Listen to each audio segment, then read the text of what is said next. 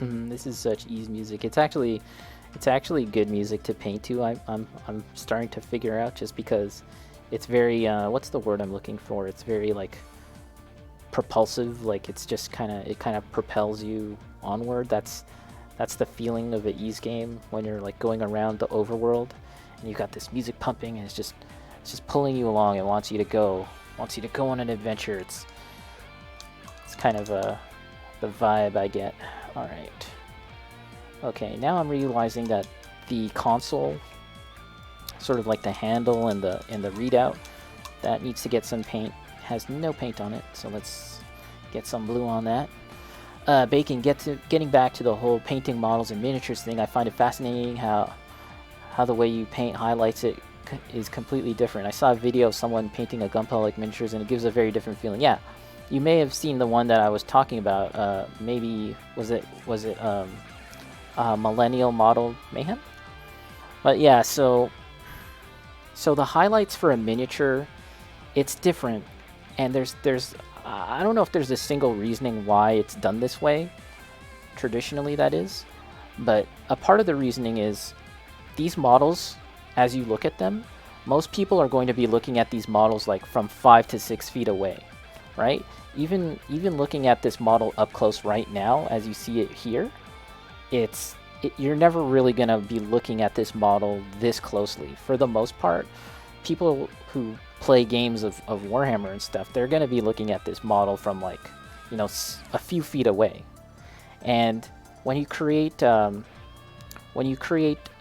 highlights in Warhammer and stuff, you kind of want to have a contrast, right? Like a fairly drastic contrast between the light and the dark. I don't know if that's the right word, a drastic contrast, but you want to have the contrast be pretty pronounced. And again, that's because when you look it up close, maybe that idea of having the edge highlighting stuff, maybe that looks strange up close, but when you look at it from far away again, it sort of makes more sense when you look at it from far away. The other thing is, it's something that I talked about before, it's a matter of scale. These miniatures are at a different scale from Gunpla, right? So take, for example, well, I don't have Gunpla here. I don't have a Gunpla model here, for example, but let's pretend this guy is a Gunpla model, right? Now, this model is actually 1 in 35th scale. Warhammer, they don't tend to say explicitly what the scale of Warhammer models, but they're 28 millimeter scale models, anywhere from 28 to 35 millimeter scale, right? And you see relatively how tall a humanoid figure is relative to a vehicle, right? Whereas, and again, let's pretend this is a Gundam. Like a Gundam is going to be like a human. That's, if you set a human right beside this model, the human would be about this tall, right? Like something like this, up to the ankles of the Gundam. So what that means is the way light is going to be shining down on a model that much bigger is different than if light is shining down on a model where the scale is much smaller, if that makes any sense. Like if you actually, the best example is if you go to well, I'm not saying you should go to Tokyo, but in Tokyo they've got that giant, I think it's in Tokyo, that giant Gundam model, right? The giant Gundam statue. Just look at some pictures of that thing and see how the light shines on it, right?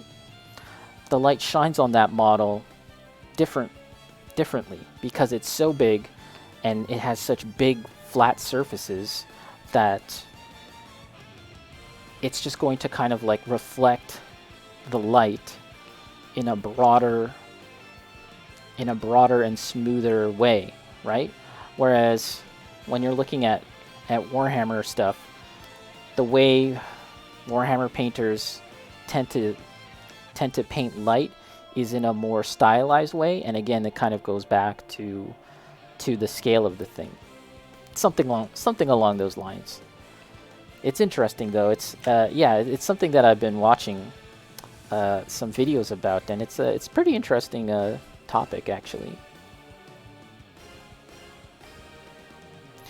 I even think, like, if I take a look at this right now, because I've added this edge highlight, like, it seems a little unnatural compared to this, where the gradient is pretty smooth. And if I go in and add that edge highlight, it kind of gets that weird kind of point highlighting. And you can kind of soften this out by doing glazing. Glazing is the technique where you're going to be like adding a very thin layer of paint, like just watery, like almost like tainted water, and you kind of just glaze over the model to kind of smooth this out. And I will do that. But yeah, this looks actually a bit more natural, but to the eye, to the human eye, especially again looking from far away, it actually seems kind of less noticeable, because you kind of want to see all the details of a Citadel miniature, of any miniature for that matter. You want to kind of pick out the details, and doing those edge highlighting techniques helps bring out the details in a way that wouldn't happen with if I didn't do that. If that makes sense. I don't even know if I'm making sense anymore. Okay, this is actually a very watery consistency now, so I actually might have to make some more paint. But let's actually kind of work with this a bit more and see if we can just kind of glaze the highlight.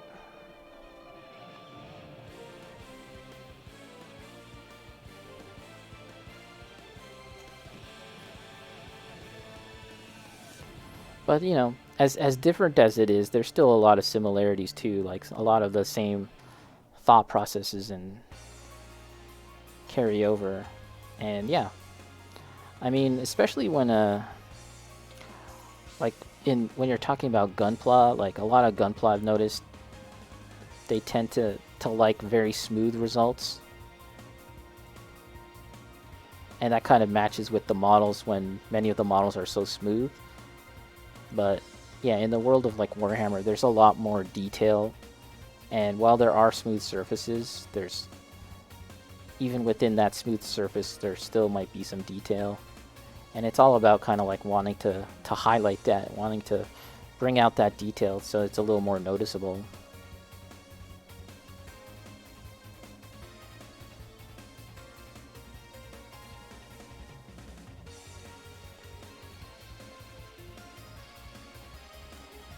And yeah, there's crossover too, because I was watching, like, a lot of people now use airbrushing in Warhammer painting as well. And that really helps get those smooth results, and it helps paint models really quickly too, which is very useful for people that want to get straight to the table quickly. And you can get a lot smoother transitions.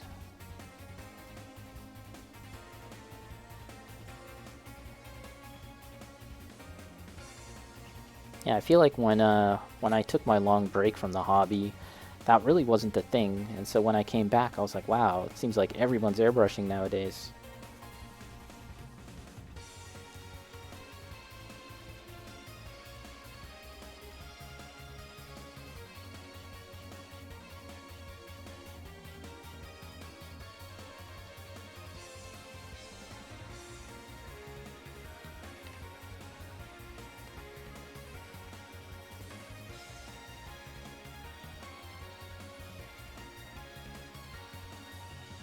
I think I'm just about out of paint on my palette, that is, for this color. So when I'm done, I'll probably move on to lay down the bone base coat for these models. Yeah, it's kind of getting really thin. I'm just amused by this music. It's just so like pumped up. Overworld music. Overworld music to a T.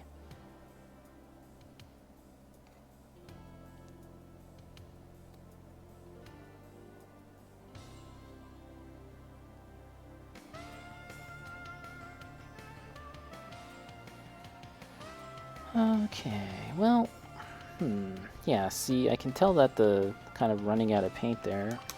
Let me, I think I got a little more here, actually. Let's try and get a bit more. We can finish the highlight for this guy, at least.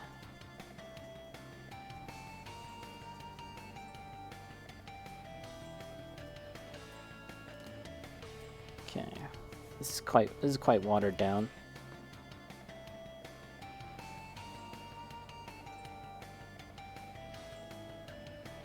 Yeah, it's quite watered down, so it's actually a little hard to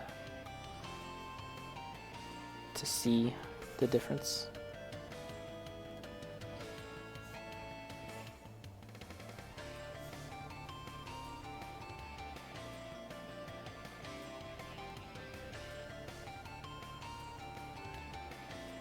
I'm actually not really all that used to painting machinery and vehicles and stuff as well. I mean, I mostly paint fantasy models. Like, I'm more used to that, which are obviously a lot more organic. Things like dragons and monsters and orcs and elves and their armor. That's actually very different too, that kind of style of painting. Whereas if you're painting a vehicle, I find that you need to kind of be a whole lot more tidy with your painting. You need to kind of get things a lot sharper, because it kind of won't look as good if you're sloppy.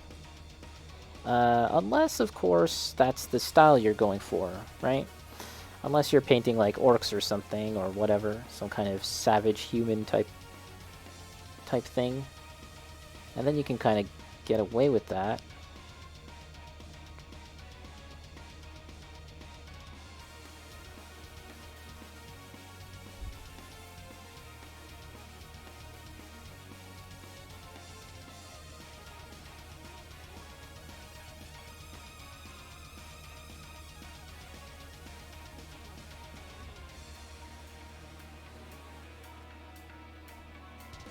Okay, let's get these details here.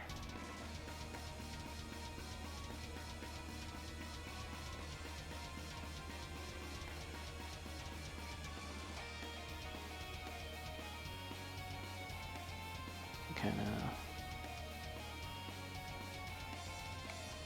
just a little bit.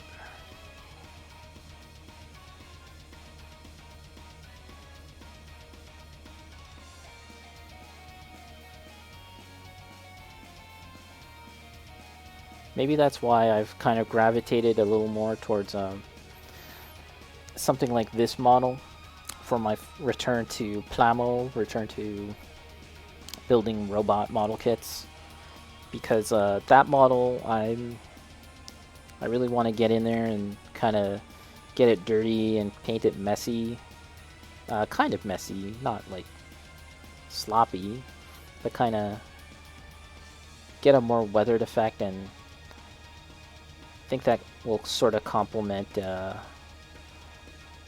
slightly more organic painting style, I guess.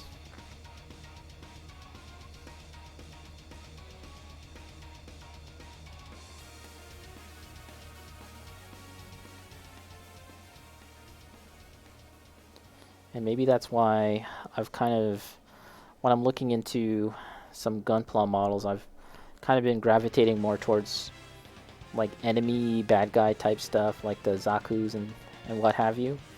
Just because, yeah, like I feel like you can kind of get away with making them a little more battle worn, battle damaged, and get a bit of like personality through that, rather than a super clean and slick look that I find a lot of Gundams have. Except for that's kind of why the what is it called, the Barbatos.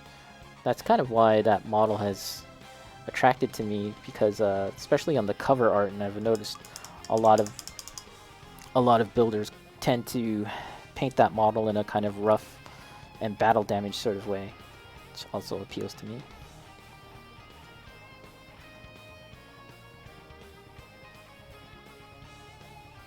Very thin, the paint is thin.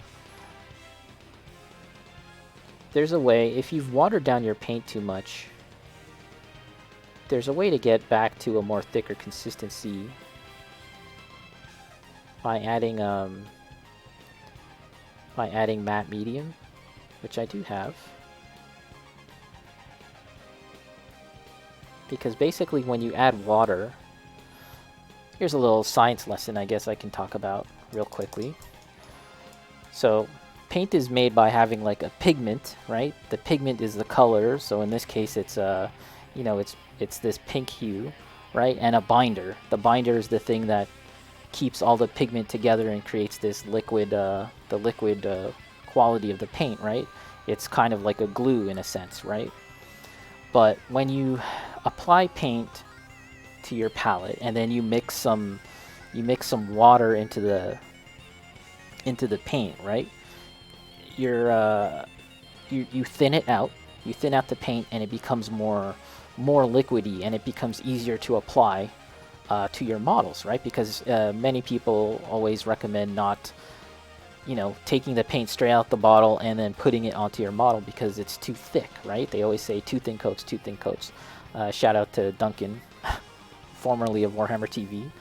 But if you put too much water into the paint, right, then you're creating a separation. The binder, that glue stuff, starts to separate more, and there's more water in between that glue and the pigment, and you get to a point where there's like total separation, and you're basically just pushing around slightly colored water, and that's no good, right? If you're looking to get like a, you know, a good solid coat of paint on your model. But instead of using, if you want to sort of extend the thickness and return to that thickness of the paint, you can use matte medium. Matte medium is effectively the binder. It's that glue stuff essentially, and you can put that back into your paint, and it kind of brings it back into like that kind of solid form. That's my junior explanation of it, which I'm sure is wrong in many areas. It's my understanding of it, at least.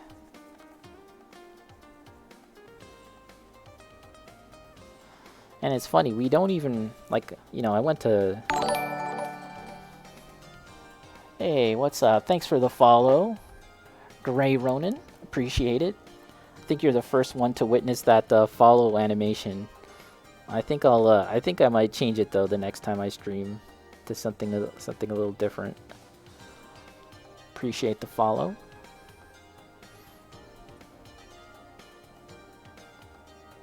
Yeah, I was saying, like, you know, I went to art college, and even then I feel like we didn't really discuss the science of paint all that much. Or maybe I've forgotten. That's entirely possible that I've just forgotten. Deleted it from my memory. In fact, yeah, I feel like we may have gone over it a little bit, but it was more along the lines of like just doing, right? Like just paint and get the feel of how to paint by doing it rather than really taking in the science of it. But I think it pays to know the science of the paint, of how your paint and your tools work, right? It's kind of like cars, you know. Well, I guess I might be a bad example of that, but yeah, like you kind of want to know how a car works more than just simply driving it, right? Or computers, and again, I'm kind of a bad example of that too. You kind of want to have a idea of how computers work. More than just operating your computer. Kind of want to know what's actually going on underneath the hood. All right, so we've actually highlighted 2 of these guys, and there could be some improvements, but there's a third one that we still need to do. But let's actually switch things up. And we'll paint the bleach bone on these guys. We'll start the bone process, the bone zone. Bacon, well, once you understand how a car works, you can get a better idea of how to drive it. Yeah, it's I guess in that sense, like it's better to just learn it by doing, right? Better to just learn how to paint by actually painting. But maybe I'm just like one of those weird guys that want to know at least a little bit about the science of painting, of paint. And then there's this whole thing about, because also when it comes to scale model painting and painting miniatures and Warhammer stuff, we're seeing a lot of people these days experiment with other kinds of paint, oil paint, and lacquer paint in the world of in the world of scale modeling and gunpla. I've seen people get into using lacquer paints. Well, I guess that's been a thing for a long time. I'm gonna be using Ubshanti Bone, but pardon me while I shake my bottle for a little bit. You guys can here, you guys can look at this robot while I shake.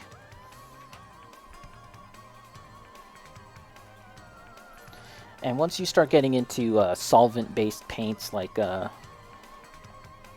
lacquer, or if you're gonna get into oil paints, or you're gonna need more than just water to clean your brushes and stuff. Yeah, you're kind of getting into a whole other area of painting, and potentially a dangerous one too. So again, I think that's something where I think people need to kind of learn a bit more about what they're working with.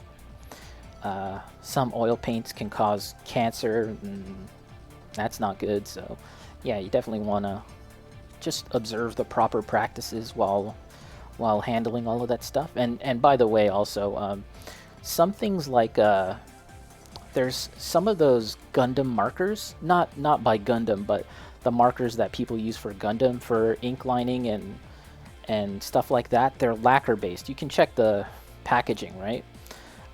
Lacquer is a kind of solvent, or it's solvent based, and what that means is it can potentially eat through the plastic of your models. So you need to be careful about using lacquer, and all the guys in your chat have probably already made you aware of that, Bacon.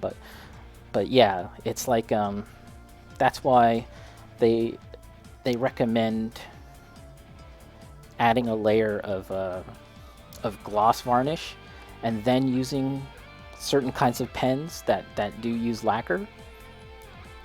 Because if you add that lacquer paint straight onto the model, even if it's like acrylic paint or straight on the model, it's going to eat away at the plastic and potentially break your models over time.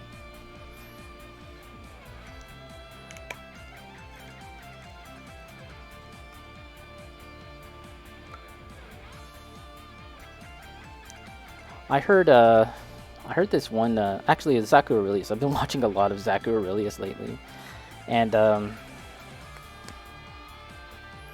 I heard him refer to using a top coat, like a top coat spray, like intermittently as you're painting your model, as kind of like saving your progress. And I was like, oh, okay, that makes sense, right? Because once you add that coating, you have effectively protected everything that had come before it, right? So it is like saving your progress, and you can actually kind of go back.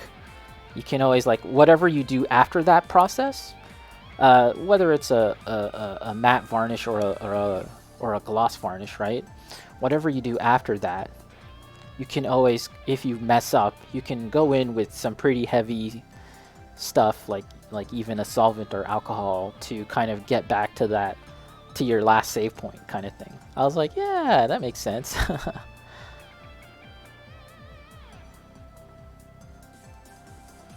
All right, so let's okay, that's smart. Oh yeah, Bacon. Bacon, I know some people will spray a gloss coat after painting and then go to put on the water slides. Yeah, and there's multiple reasons for that. Yeah, Siang Sang and all those guys, they've definitely been very good about informing you, and actually informing me too, because yeah, it's not like I'm a huge knowledgeable person when it comes to painting gunpla or anything like that. So yeah, very useful learning all the techniques from the guys in Bacon's chat. Yeah, there's kind of like multiple reasons why you'd want to do that. Want to use the gloss coat. It's to help put on the water slides for one thing, but yeah, it also helps make it flow when you're using the pens, all of that stuff.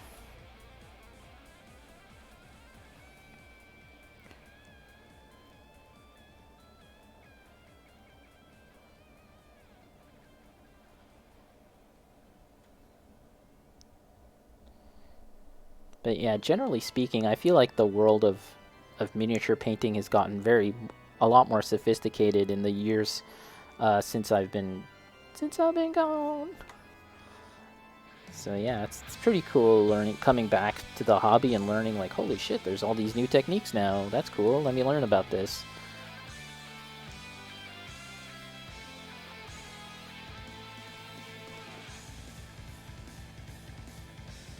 So again, this might be a situation where I'm gonna have to put 2 to 3 coats. It's pretty patchy right now, but I think it's kind of okay. I can kind of get away with this. Again, these are areas where you're not really gonna see all too well. And this is a very light color, this bleach bone on top of a dark gray.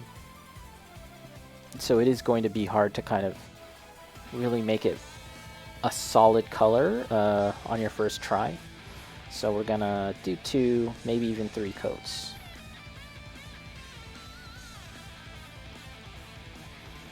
I'd rather it be kind of patchy in the first 2 coats than one solid thick layer. I'd rather do that.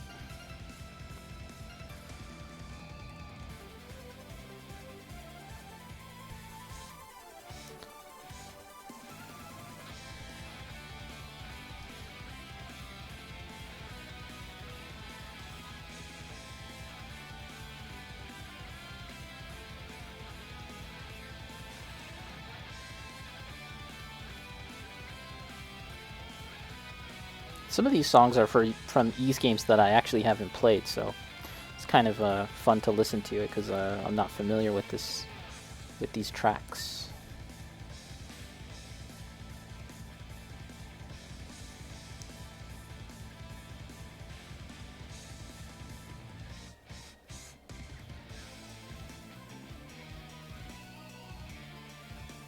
I was watching a Zaku Aurelius review of one of those Mecha Musume model brands. I think the same brand as yours, the Kotobu Kia ones. And it was actually a Chinese exclusive set. Very interesting. It's a China exclusive set because it comes from a China only mobile game. So in that sense, it's kind of like, well, I guess I don't care because it's for a mobile game. But the models actually look pretty good because one is like this tall, thick lady. And I was like, okay, now we're talking. Here we go. Oh, it's China exclusive, boo. But yeah, the kits themselves, oh, you know what? Maybe it was Bandai. Yeah, maybe it was Bandai. The kits themselves look okay. Like, he was saying that they're not really that, like, challenging or all that hard, or they're not all that complex. But they ended up looking pretty nice, but unfortunately, they're just China exclusive. They're also, because they're from a video game, like a Chinese video game, like, they kind of don't conform to the normal kind of Japanese anime proportions. Yeah. So, in other words, yeah, the one has like looks kind of thick. And I was like, yes, tell me more. Okay. Yeah, there's a lot more areas here that need to be colored.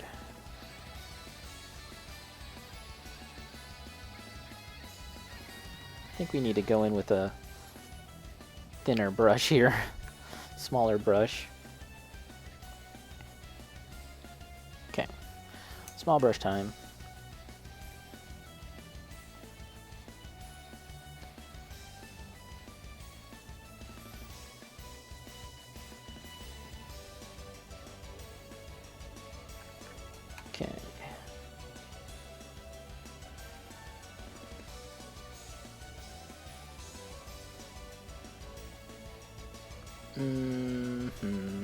Hold on a second. Let me put a hood on temporarily and see how much of this detail I'm going to be seeing. Like, hardly any really, but I still need to do a good tidy job, so yeah, I'm kind of botching the tidy job aspect now.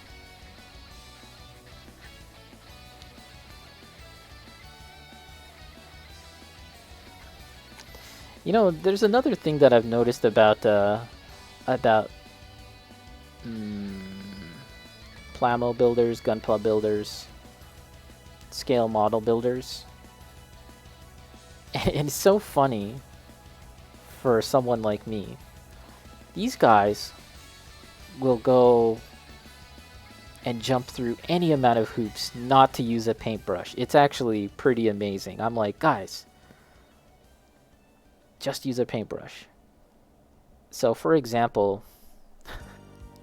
yeah, just earlier today I was watching this guy paint a model, and the video itself was called like tutorial, how to do advanced tutorial masking your model, like using masking tape, right? Like you know what I mean.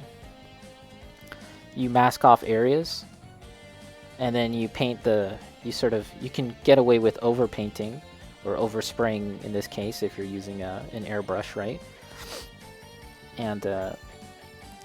And then when you remove the masked off tape, you have a nice tidy shape in the negative space where you've been spraying, right? It's like, makes sense. Okay, let's watch this advanced tutorial. So this guy has this thigh for like a Gundam, right? He's painting this thigh. And he starts with the masking tape, and mind you, this is like the official branded masking tape for a gunpla building, right? He's cutting out these shapes. He's putting down the tape on the cutting board, and then he cuts these shapes on the cutting board, takes his knife, and then attaches it to the surface. Another part, attaches it into this pattern, right? It takes him like forever to do this, mind you, right? Then he's going to the spray booth, and he's like, tss, tss, tss, tss, tss, right? Takes it back here, takes his knife, and carefully takes out the tape. And when it's done, it's like a brown square. And I'm like, man, you literally could have just painted a brown square and be done with it in like, I don't know, half the time? And you could argue that the end result is a lot smoother, I guess, and the edges are sharper. But really, like, the square was so small, so insignificant, that, yeah, I really feel like there was an easier way to do it. It's like, man, these guys will go through a lot of lengths just to stay away from a brush.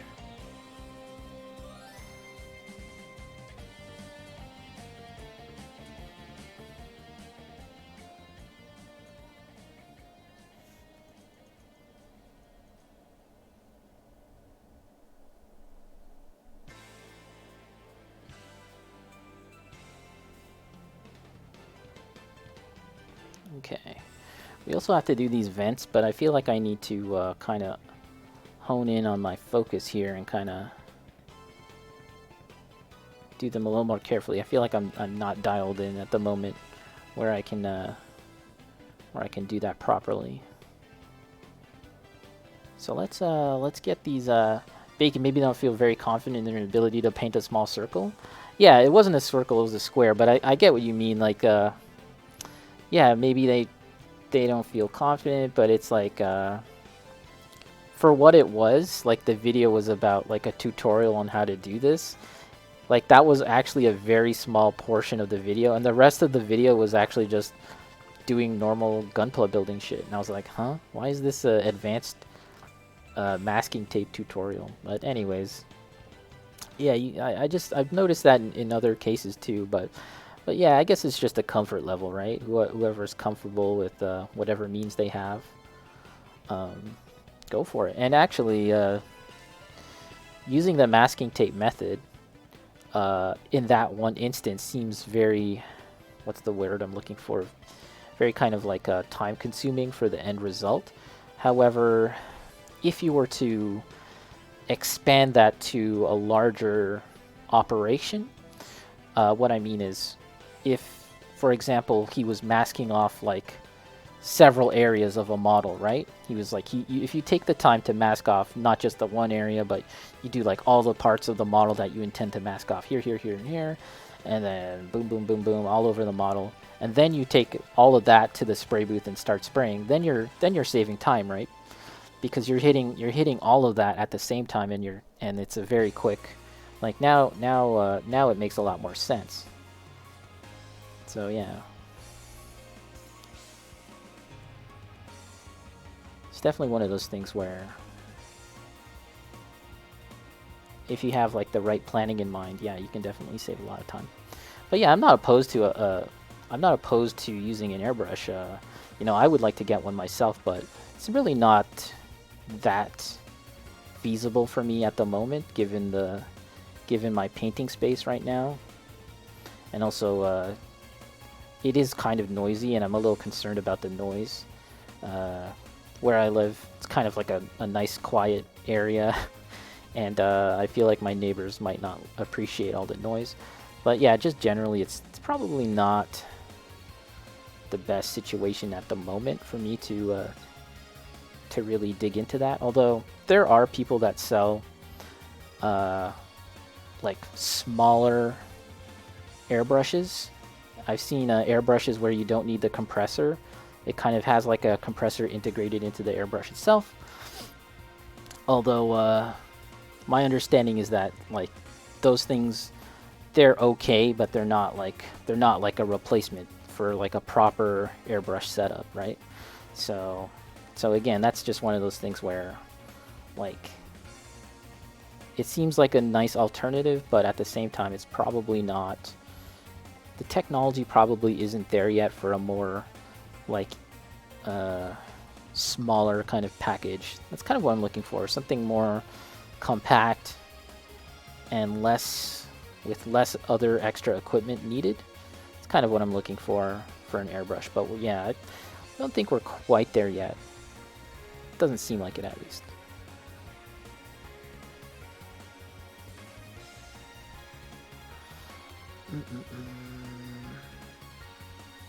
Baking, but I also wonder if cutting those small pieces of masking tape is actually harder. Yeah, exactly. It's probably just as time consuming than hand painting, right? That's all I'm saying. It's just a different mindset. Like at the end of the day, if you get the end result that you like, then hey, I don't really care how you do it, right? If the end result is good. That's kind of how I feel about graphics in video games too. So many people are going on about ray tracing and this and that, you know, since the beginning of video games, really. All these people kind of go on about the various kind of like computational math that goes on behind the scenes, the game engines and all of this stuff, and it's like, oh, this isn't real ray tracing, blah blah blah, this isn't actually screen space ambient occlusion, you know, this isn't tress effects, blah blah blah. People like to say like, oh, this AI is this isn't actual real AI, this is smoke and mirrors, right? And it's like, guys, if the end result is that the game is fun to play and it works, I don't think it really matters what is being employed, right? And especially when you consider like the thing about like, say, AI, listen to the word, it's artificial intelligence. They're kind of like, people argue about like the degrees to which a fake thing is authentic. Like, doesn't that sound dumb to you?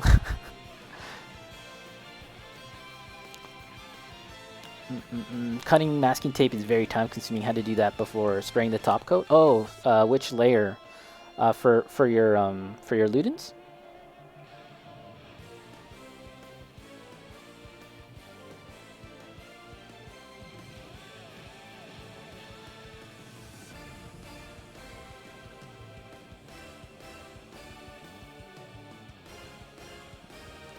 So, yeah, I'm doing the bone. It looks a little patchy now, but we'll kind of go back and do a second layer, make it a little more pronounced. Now I'm trying to pick out some of these details closer to the pilot. Just picking out these details in bone.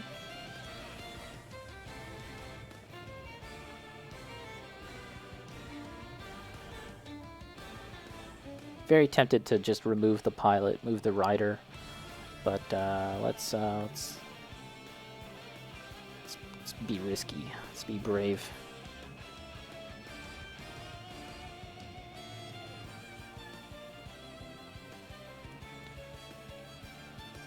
Okay. Further, your gunpla bacon has a few small pieces of clear plastic. Ah, right. I see.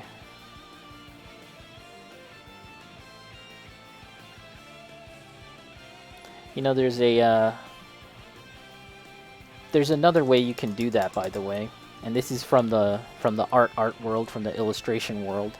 You can buy liquid masking tape, so it's effectively the same purpose, right? However, you would it's actually comes in a bottle and it's, well, liquid, right? And so you take this stuff and you can paint off the areas that you don't want to be affected by your spraying, whatever it is you're spraying. Then let it dry, spray your stuff, and then you can actually just rub off the masking tape, the liquid masking, and then boom, you're done.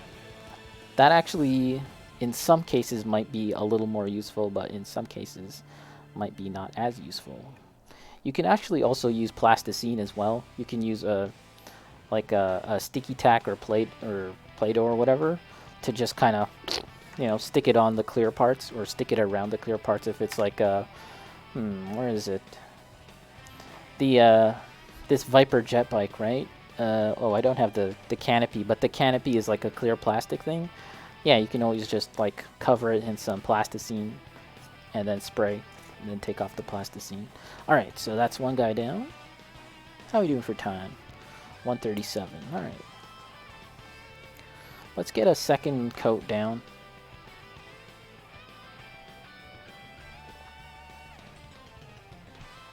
Get some coffee. So you did some shoveling last night. Was it a lot? Yeah, it was snowing pretty heavily down over here too.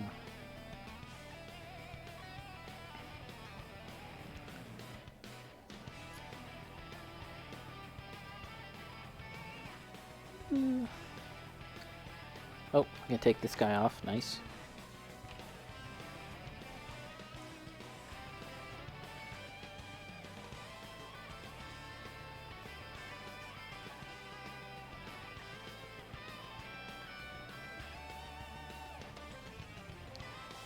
Definitely a thin coat.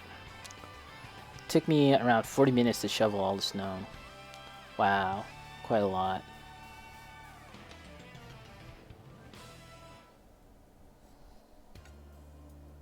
And you're the only guy, huh? You're the only one doing the shoveling?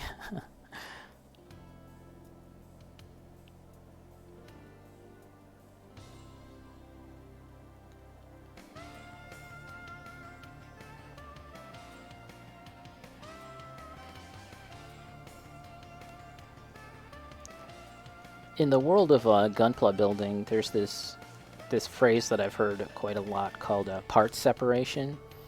And it kind of has to do with the colors of the parts, whether you're talking about the colors of the plastic straight out the box, or when you go on to paint the model, if you choose to go on to paint the model. It's this idea of sort of defining the different parts of the model via color, right? Part separation. And it's something that I've been thinking about as it relates to painting Warhammer as well, especially with regards to these models.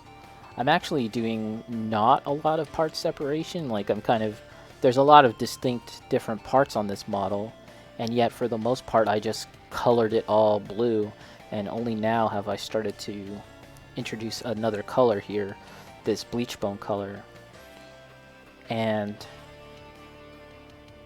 I think if it was me, and I've talked about this a little bit before, like if it was me, like my teenager self, I definitely would have gone in and painted, for example, this chair a different color, and maybe this pole a different color, and maybe like the internal circuitry here a different color, maybe this little engine block a different color. But what ends up happening if you do that too much, if you kind of get in too much to, like, you know, having all sorts of different colors, it just creates like a very chaotic model, a very unharmonious model with too many colors going on. And so yeah, lately I've been just a lot more conscious of having more visual harmony via color, and kind of stripping down the amount of colors I'm using and just using a very small palette of colors to paint my models. And actually, that might be an interesting subject to talk about another time. Maybe with regards to painting my mecha, how I've gone about choosing colors.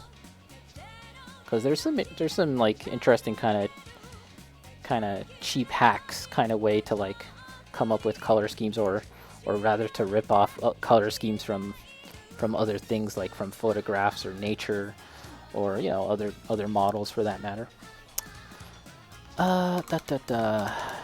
Bacon, well, I did at 1 a.m. last night, so you were the only one. Yeah. Normally your dad would try to help.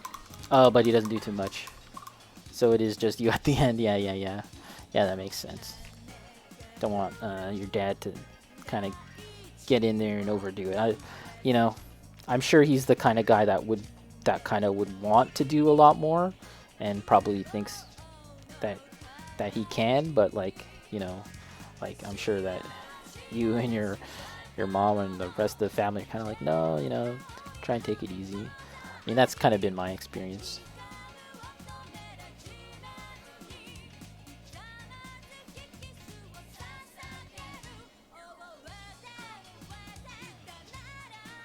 Okay, so let's yeah, I'm kind of running out of this bone color, and it is thin. Gotta do another layer or two, and we can get to that.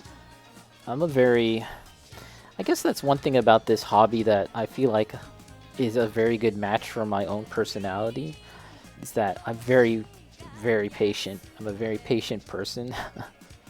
And so I don't mind it if I have to take time to do 2 layers, 3 layers to get the result that I want, or all the time it takes to, like, shave down and file and sand down parts of a model. I mean, yeah, if teenager me, I definitely would be in more of a rush to see things get done and done quickly and look good. But yeah, these days I'm like, just like, let's just chill and slow down and get it done the right way, slowly, even if it means having to do it more slowly. Yeah, so we're totally out of this bone color, but instead of getting more, let's take a break, and then when we get back, we'll do something else. So far, we've done the highlights, the initial highlights. We might go back and do some more and try and clean things up for 2 of these, and we got to do the highlights for a third. And then for these 2, we laid on the first base coat of the bone, and yeah, you can see it's kind of patchy, but we'll bring that up to speed. We'll bring that up to a solid coat eventually. Not a big deal. So let's take a little break, and when I get back, we'll do something else.